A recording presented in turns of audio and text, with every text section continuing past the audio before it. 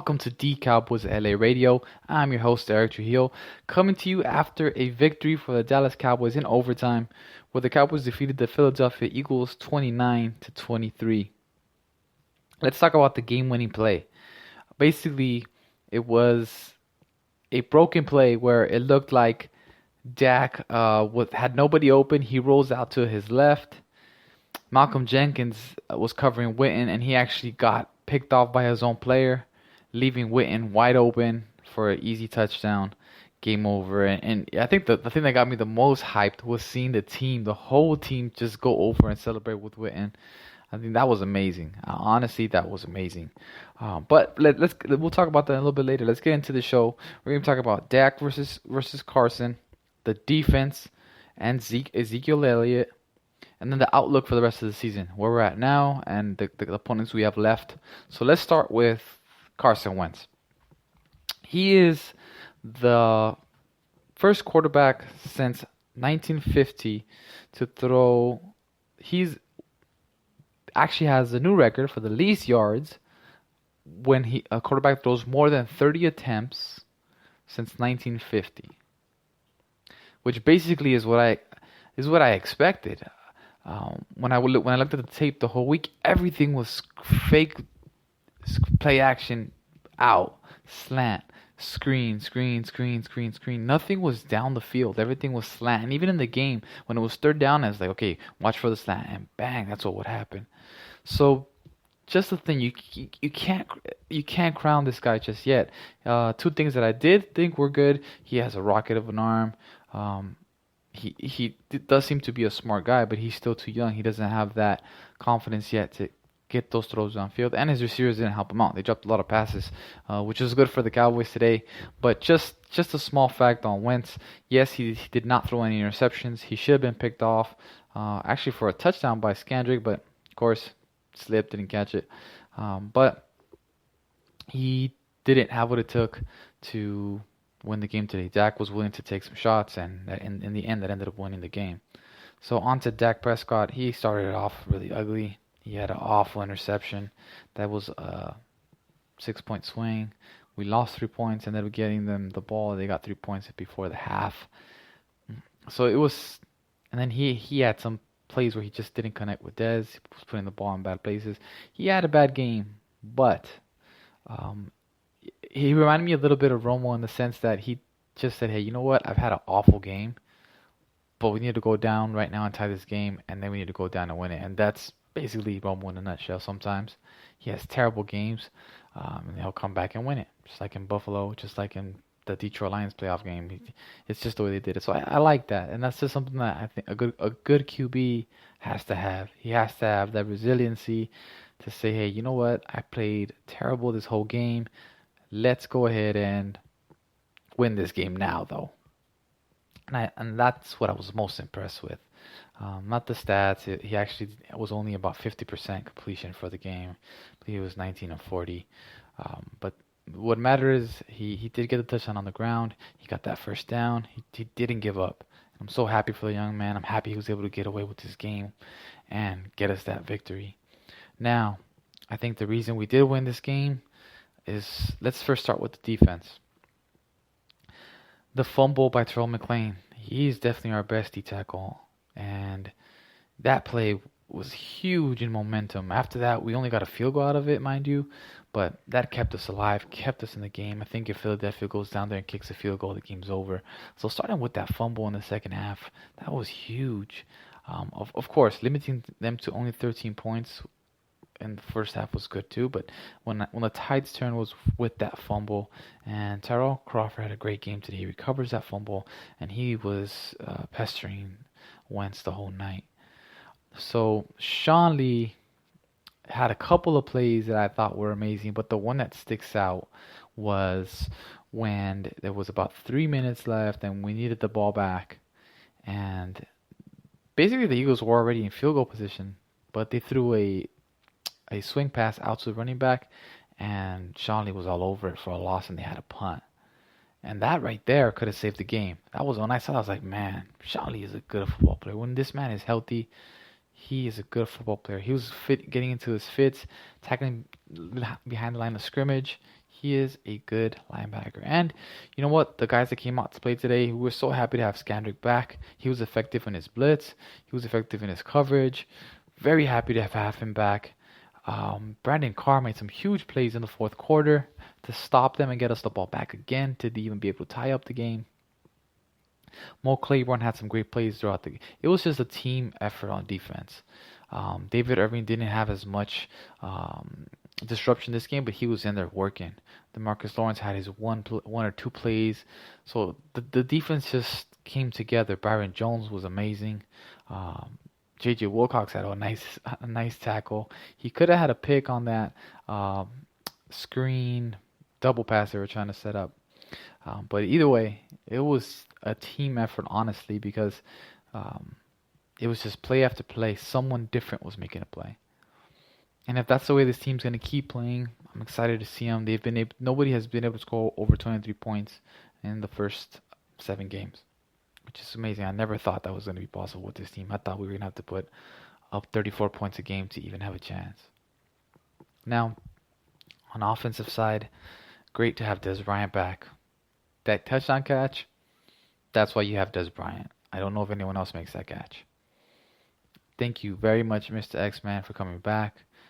I never doubted. I never will. It was funny to hear Shannon Sharp and Skip Bayless try to trade him away early in the week, but happy to have him back. And that play right there is why Dez is a bad man and why we got to keep him on our team.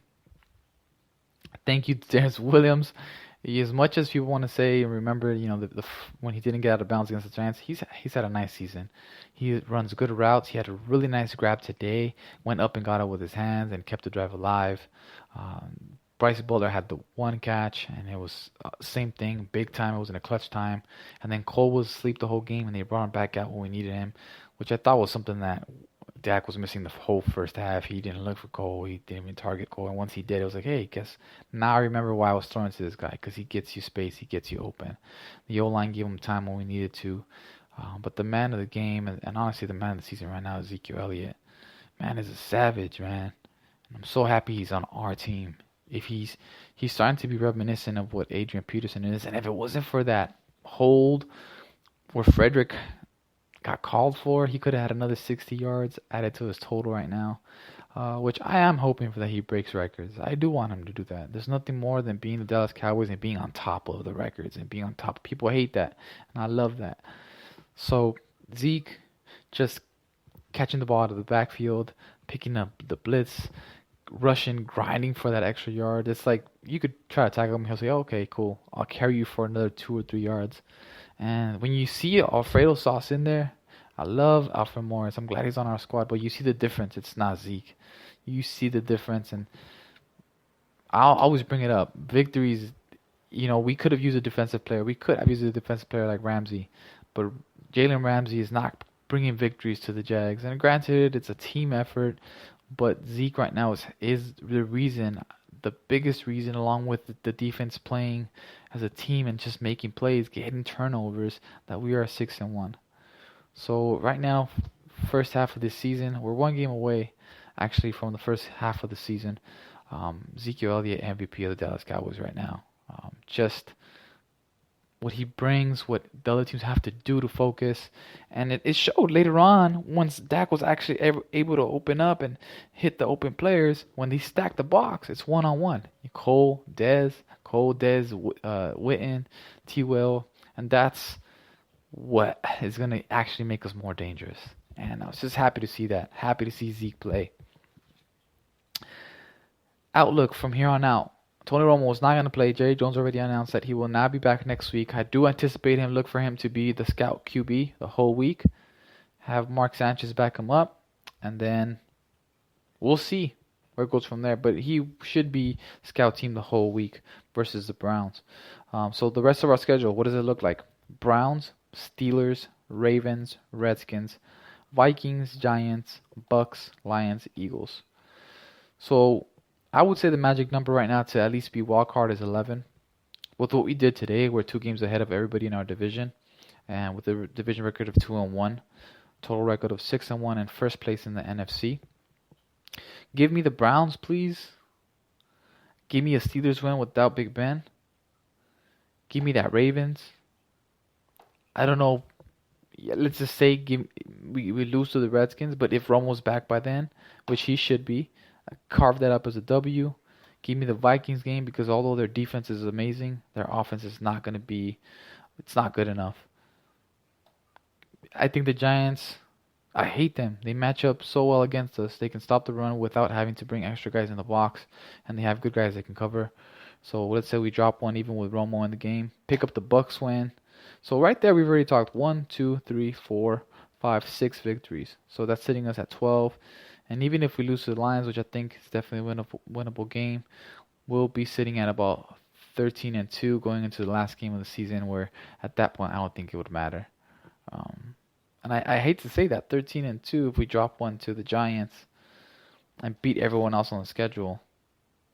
And then that last game, week 17, it doesn't matter. We probably wouldn't play anybody against the Eagles and end up 13-3.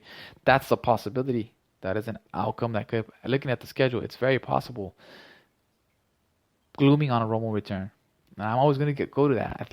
I'm so happy that Dak pulled out this game. I'm loving it. He needs to get that mojo he got back towards the end of the game, carried into the Browns game, get us a W there.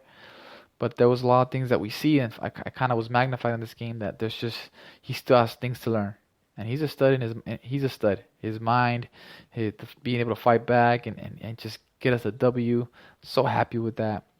But it also magnified how much Tony would have just seen different things, audible to different protection, read that blitz that Schwartz kept bringing, and open up our passing game when we needed it, like today. On a game like today where you needed the pass game, and we could have had a W over 4 quarters instead of nail bite into the last quarter. That's what Tony brings. But that's for another episode. Right now, let's enjoy this victory and pretty much take it in. It was a team victory. It was great to see. Dez was on NFL Game Day Prime Final, and basically that's the secret. That's what he said. It's just a team thing. Everybody's vibing together, and sometimes those things you just can't stop. Just some special things. There was something special about the 2014 team, and there's something special about this squad, and it's about to get more special when their leader returns. I know that sounds weird, but it's like the return of the Jedi. He's gonna be back, and I think it's gonna take this team to a whole nother level. So they've just got the luxury of giving Tony another week without getting hit. And then we'll see if Big Ben returns for the game versus the Cowboys. And I think that might be return of Ben, return of Romo, a classic battle between those two. But today, last thing I want to address, Jason Garrett went for it on the fake punt. He called that play. He did not. It was not where the punter felt those pressure and took off. Planned it. And then he went for it on 4th and 1. You play to win the game. And today, my hat's off to Coach. He's not always the best coach as far as preparing his players for the game, strategically. And that was so apparent in the first 3.5 quarters. But the thing that you can't measure about Coach Garrett is his desire to win and his desire to get the best out of each and every one of his players. You cannot measure that, and that's what makes this team special, and that's what makes him worth being our coach. We're going to lose some games because he's not that great strategizing, but we're going to win some like tonight out of the sure will that he gets out of his players. Cowboys Nation, enjoy this. If you have any questions, if there's anything you want me to look at in the film specifically for you, please feel free to tweet me at LA Cowboy 1986, and I'll be happy to look into it for you. Enjoy the Victory Monday. Make sure you get your Cowboys gear on Monday, wherever you work at, and have a great day. And if you're at school, if you're a young buck, you're at school, wear your jersey proud. Go Cowboys Nation. This is the Cowboys LA Radio.